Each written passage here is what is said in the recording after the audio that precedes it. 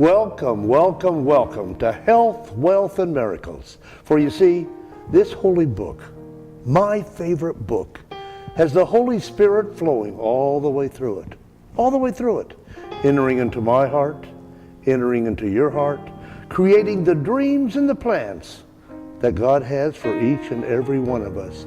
And now we are very fortunate today to have here Dave Yancy and hear his life story and his journey. Would you like to please start with your youth and fill in as much as you can and tell us about your life? We'd love that very much. Thank you, Jan.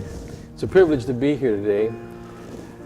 Looking back over the last 70 years, I grew up a very privileged child, a multi-million-dollar from day one.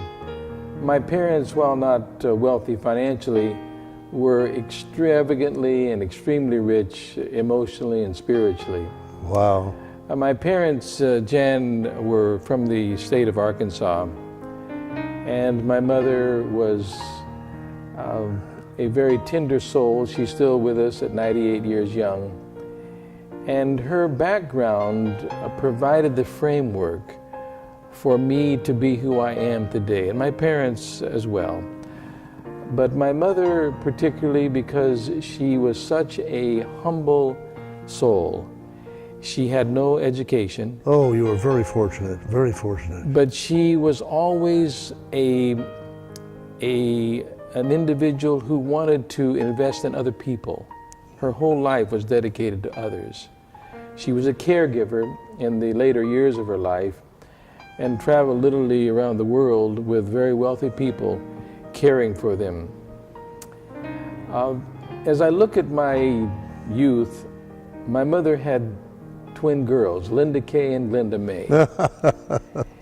And those girls did not live. And I was the next baby born. And I always felt that Mother gave to me the love that she was going to give to those girls. Oh, wow. So I feel doubly blessed. At a very tender age, my mother was a singer, sang alto.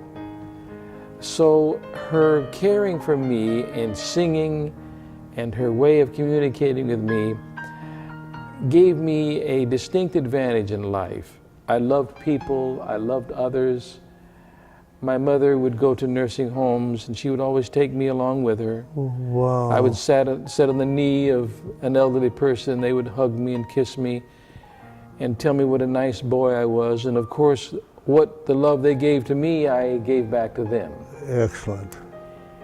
My younger years were spent with my parents wanting to, I'm going to say, mold me and make me into the young man that they wanted me to be. My mother said to me from a young age that when I was born that she dedicated me to be a minister.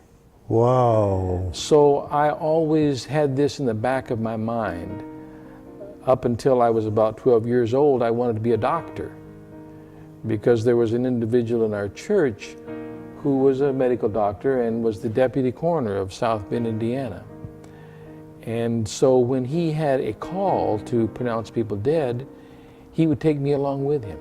I've been to drownings and automobile accidents and all those kinds of things. Oh, what a privilege. So I felt he mentored me in that area, and I really appreciated it. At 12 years old, though, I realized that I needed to zero in on what I was going to do with my life. And early on, even as a young person, when I was baptized about 8 years old, I was always given the opportunity to speak, whether it was reading a poem or singing a song or singing with a group. I always had this opportunity to be up front. So I was not shy, and I always respected the privilege of being able to communicate with others. So at an early age, these were the items that kind of buttressed and gave me the framework to actually then become a pastor. Wow, did you ever have a child and just play with other kids too? Oh yes, no, I enjoyed the very best of life as a kid. A bicycle, you know, we were so, I said in the early part of the interview that we were I was a millionaire, and many times over, because I always valued everything about my life that I could see and Wow. hear and taste.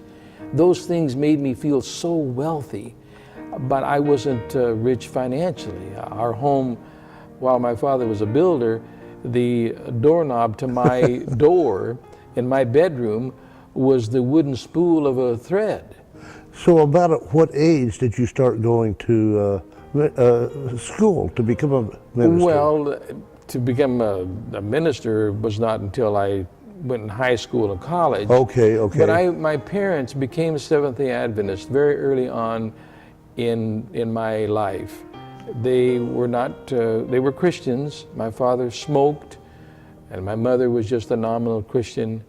Neither one of them had particularly deep religious backgrounds, but they were very tender. My father and mother had gone to an evangelistic series of meetings, and from that series, my mother made her decision that she wanted to follow Jesus. Excellent. And my father was not so agreeable to it, but interestingly enough, when my mother was going to be baptized, my father, without my mother knowing it, came and was walking. When my mother walked in one side of the baptistry, my father walked in the other side. Oh, that's fabulous. So it was a very warm and wonderful meeting, and I love to think about the story that they told me about how that all took place. As my life continued to develop, I went to private schools all of my life. I went to an academy 4 years. There I worked on the farm, and you had a lot of opportunities to speak and to sing and be in quartets and choirs and those kinds of things. And I was always very involved with working with people, speaking and singing and those kinds of things. So did you play an instrument also? No, the only instrument I played was a radio, and I couldn't even get that straight. But I love to sing. I sang tenor, still do. I don't sing as much, of course, in the early days, but as I did in the early days, but it was still a lot of fun. Oh, excellent. From high school then, next to my senior year, my junior year, I was somehow, in these days you would laugh at it, but I got in trouble. It wasn't anything serious, but it was something that it wasn't approved by the leadership of the school. Do you mind saying what that trouble was? No, I had taken something that I shouldn't taken. Oh, okay. And so it wasn't an egregious thing, but it was still something that I was not proud of. I then said to the Lord, I must do something to make amends, because I was so disappointed in having this problem in my life that was not so big, but it seemed big to me at the time. So there was someone who came to the school who they were called literature evangelists or colporteurs. And the leaders, this was in the state of Indiana where I went to school at Indiana Academy. And the leaders of this organization, which were literature evangelists or colporteurs, you would go from door to door selling Bible stories and medical books and those kinds of things. And you were then given a scholarship. So they came to the academy and talked, and I did a little interview, and they said, you know, Dave, you could really do well canvassing. My father was a builder, so I had no need of a job. Right. But one of the issues with me working with my father was that my right hand got numb holding a hammer. So I said, I've got to do something else. And I didn't like working in insulation because in those days it had a lot of fiberglass in it and it was so itchy. So I said to my dad one day, I said, Dad, would you be upset if instead of working with you, if I canvassed? No, he said, it would be okay. So my father was very wise in that I have an older brother and a younger sister. Oh, wow. And to keep us occupied, instead of in the summertime us running around and doing things that were inappropriate, my father decided that he would invest in an automobile. And so we were driving down a road one day in Indiana, and I can remember sitting in the pickup with him. And he spotted a Model A coupe at the end of a long driveway. And he threw on the brakes, and he backed up and pulled into that driveway and drove to the end of the driveway. And by the time he got to the Model A, there was a fellow in overalls walking out to that car. And my dad said, "Is that car for sale?" And the fellow looked down on the ground and he said, "Matter of fact, it is." My father took his checkbook and got out of the car and he said, "Well, how much do you want for it?" He said, "I'll take $260. $260 for a car. Right. So my dad wrote him a check. This was in 1964. So my father wrote him a check for $260 and drove the car home, and I drove the pickup home. And my brothers and I then took that car apart. So what age were you then? I would have been about 15, 16. Okay, 15, 16. And so we took the car apart, painted it a Lake Placid blue metallic. And the reason I'm telling you this story then is because when I started canvassing, I didn't have a car. All I had was a bike. And I told my father, I said, "Well, all I have is a bike to canvass, and I need to get from house to house quicker than that." And he said, "Well, what about if you took the Model A?" I said, "Really?" Yeah, he said, it wasn't running that good at the time. And so Dad said, "Well, I'll try to get straightened out." So on the day that I was to go, my father took the Model A down to an auto mechanic and said, "Look, I've got to have this car running because my son's going to take off canvassing in it."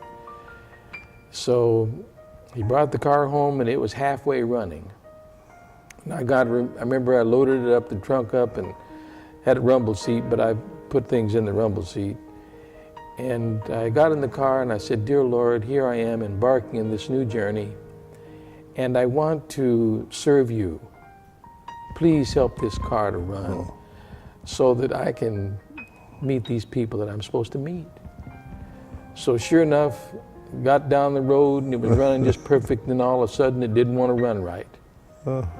And I pulled off the side of the road and I said, "Now, dear Lord, we've had an agreement here. I wanted to canvass, I want to honor you, and I just ask you to make this car run right so I can have a successful summer." So I got back in, started it back up, and it never missed a beat. Went right on. I went to Southern Indiana. Southern Indiana. And I worked with the Amish and Mennonite people. Oh, wow. This was a 1930 Model A Ford Coupe. And the car, because of its color and styling, it was a magnet. And as I worked with the Amish and Mennonite people, it was a very easy conversational piece because they were driving horse and buggies. And here I had this car that was not so much removed from horse and buggies. And they identified with it very, very closely. So how long did you do this? I did it that summer. I drove that car 3,000 miles that summer. And I lived with the Amish, and I ate with them, and I prayed with them. And the gas was to me, it was expensive at the time. And I remember pulling into the home of Amos R. Graber, and I said, "Amos," I said, "I'm having a tough time here selling books, trying to meet folks and share the Word of God." So what was gas at that time? About 25 cents a gallon. 25 cents a gallon? And I said to him, I said, "It's expensive for me to drive back and forth to town." I said, "You've got an awful nice looking barn." I said, "Would you be upset if I just offered to sleep in the barn and then I'd help around the chores and do anything I could so that I won't have to drive back and forth to town?" It was only about 15 miles, but it was using gas. So he looked down at the ground and he said, "No," he said, "I can't do that." But he said, "I do have a room in the house." And so he took me in the house, and upstairs was a beautiful cedar-lined room. And I can still smell the fragrance of that cedar. Oh, that's beautiful smell. Yes. And I got down on my knees there and thanked the dear Lord for taking care of him. And I lived with him for a good while I was canvassing. And that particular summer, at that time in 1964, I sold $1,300 worth of books. Wow. Now that may not sound like very much now, but then it provided on all expense paid for my my last year of high school. So I worked on the farm, but I never had any more expense to pay because of my scholarship from canvassing. So how many years did you do this before you started to become a minister? Very good. I actually canvassed for 7 summers. 7 summers. I would go to school, and then I would, in the summertime, I would canvass and sell books. I sold The Modern Medical Counselor for $10. $10? And I would sell it to the Amish and Mennonite, and then I sold the Uncle Arthur Bible stories, Uncle Arthur bedtime stories, and then there were a number of other books that were included in the, I'm going to call it the package. The package, yeah. But I loved working with the Amish people, and even today my heart is very tender toward these people whose lives are so rich and who live such a simple life.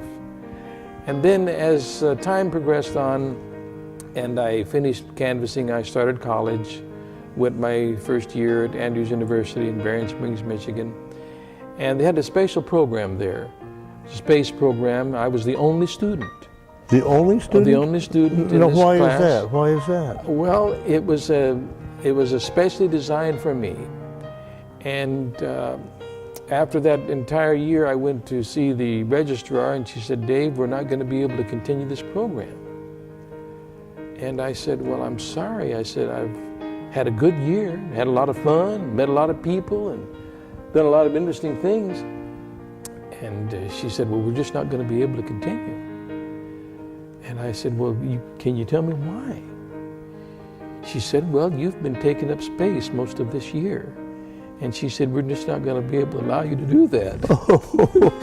So that taking up space program didn't work for you. You had to go to school and you had to make grades. Right. So I had a dear friend who was retired. He happened to be an attorney, and he was well connected with Adventist colleges across the United States. His name was George Hutchess. And I told him, I said, "I've had a problem here in college." I said, "I've taken up space this whole year." And he said, "Really?" And I said, "Yes, I didn't do well in the academic part, but I had a real good time taking up space." He said, "Well, Dave," he said, "I know your heart." And he said, "I'm going to see what I can do for you." So he reached over and picked up the telephone. And he called the president of the college in Walla Walla, Washington, Dr. Shepard. And he said, "George," he said, "I've got a young man sitting here. His name's Dave Yancy, and he said he wants to be a minister."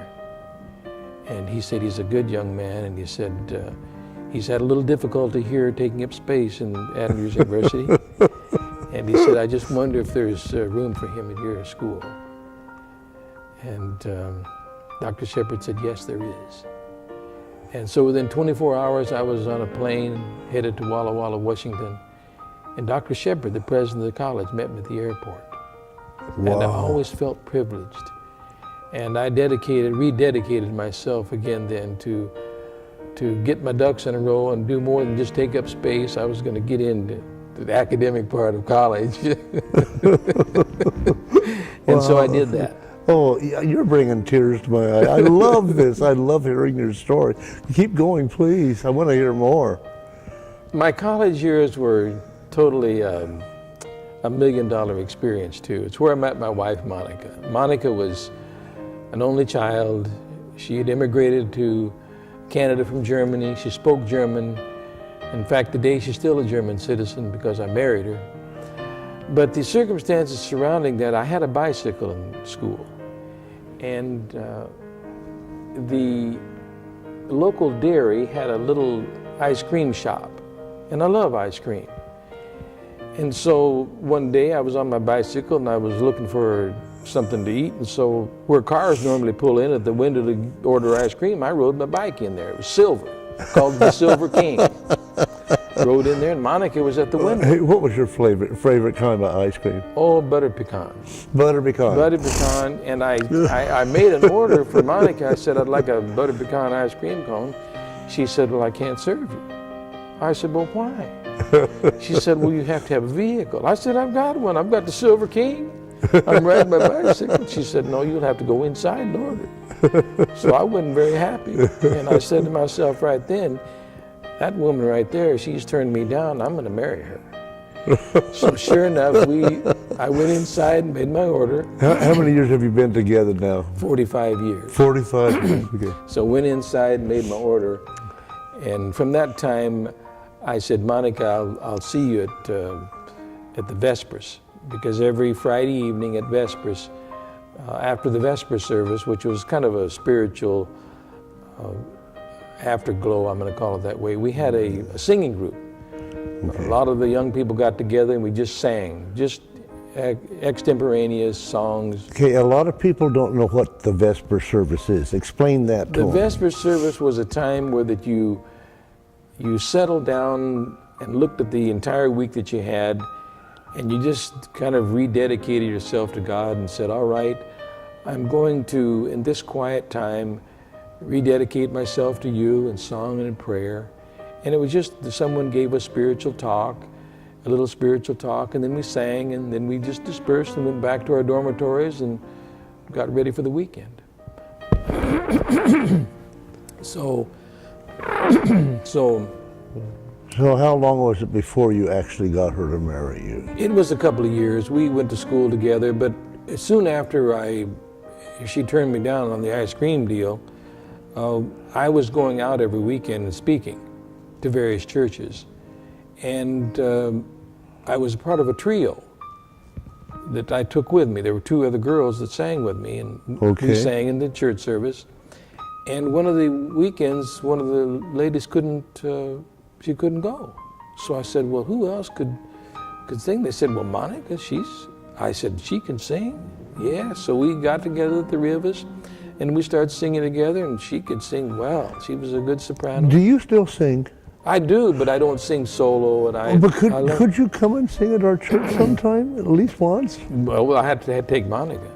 But that's okay. We'd love to have her too. So anyhow, we sang together, and then as time went on, I always loved people, and I go back to my parents for that, because my parents were very extrovert kind of people. My mother never met a stranger. She could go up to the governor and start a conversation, or any person with wealth. If you know the name Rob Lowe, he's a TV actor now. Okay. My mother was his babysitter. Oh, is that right? She always had this strange, unique gift of being connected with wealthy people. And so somehow somebody knew that she was, cared, she loved kids. And so she became Rob Lowe's babysitter. So how long did it come before you became a pastor and what you're doing now? Okay, so I finished college and I graduated with a ministerial degree. And Monica and I had an opportunity because of a young lady that we had met by the name of Lynn Cater. And Lynn and her parents were leaders in Canada. And so when I decided where I was going to go after college, her father made a call to me and said, look, Dave, I'd like for you to come to Canada and pastor. I said, well, I'd love to. So Monica and I went to Canada for 3 years and pastored in Medicine Hat, Alberta, Canada. Wow. And then I went to Virginia. Then I went to Edmonds, Washington. And about that time in Edmonds, Washington, somehow deep inside me, there was this desire the right word isn't to expand, because I'm still a pastor today, even though I don't have a church. I wanted to share my love of God in a different way. Mm-hmm. So in Stanton, Virginia, going back to before I came to Edmonds, while pastoring there, the Statler brothers' headquarters were in Stanton, Virginia. That's where they lived. Okay. And during a 5-day program to stop smoking, Don Statler, he wanted to quit smoking, and I helped him, just to being a mentor. And so from that interview, he said, Dave, you ought to have a radio program.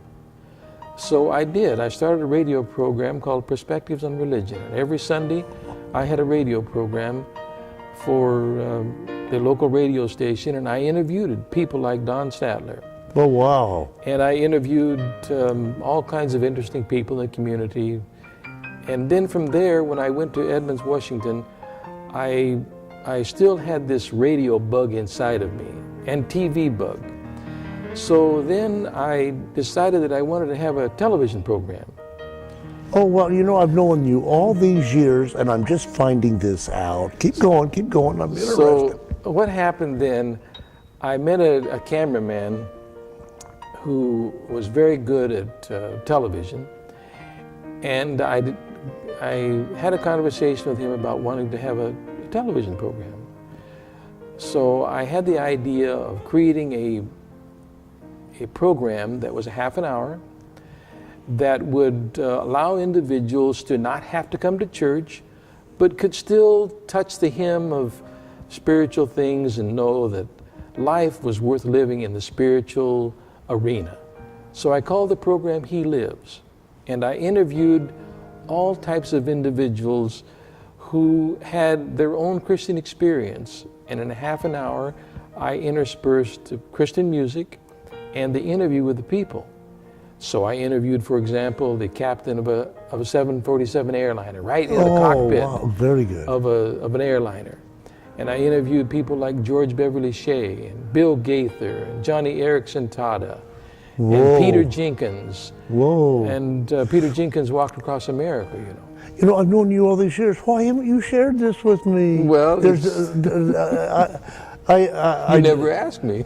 I never asked you. That's true. Well, I'm going to start asking you all kinds of questions now. Okay, keep going. So the television program remained a vital part of my ministry, and it was played on a local radio or television station, and was very instrumental in connecting me to the community, because I would go out in the community for fill up with gas, and individuals say, well, I just heard you on television.